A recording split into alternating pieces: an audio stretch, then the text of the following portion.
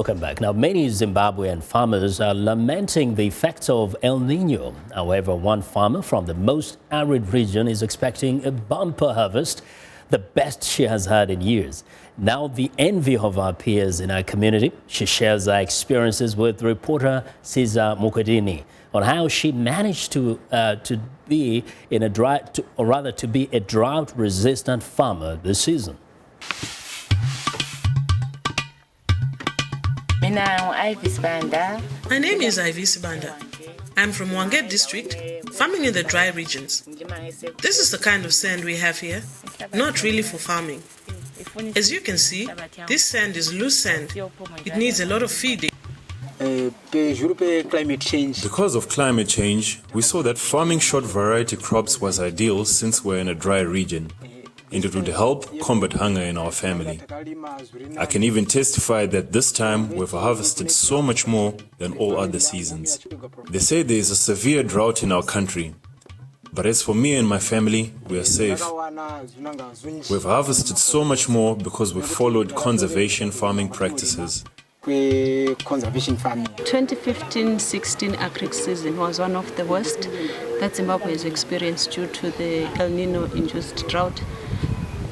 So for us as Environment Africa, we're working in partnership with Agritechs, working with farmers to promote climate-smart technologies such as conservation agriculture, which helps farmers adapt to climate change in their communities. So for us, Siza Mukwedini and her story is one of those that you look at and see that, okay, farmers with the right kind of support, with the right kind of trainings and partnership and assistance from the technical departments, they can better adapt to climate change.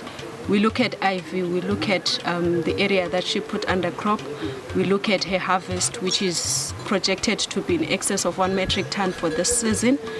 Then we know that in terms of food security for this year, she is safe, unlike other farmers that did not practice conservation agriculture. Now,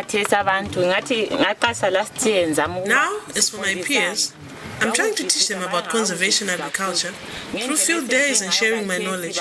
We share about what climate change is and what farmers should do to ensure food security for themselves and their families.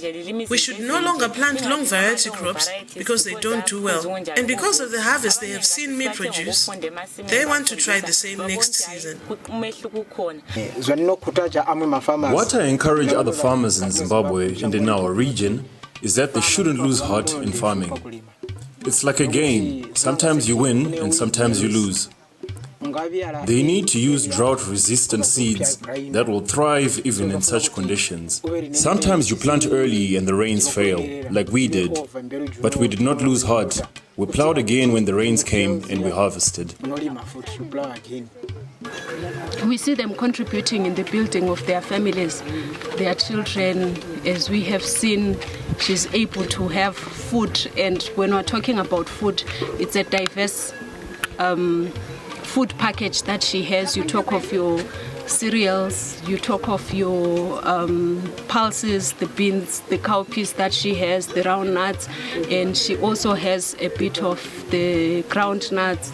She also has the melons. She's able to provide food, and she can provide food for her family at least 3 times a day.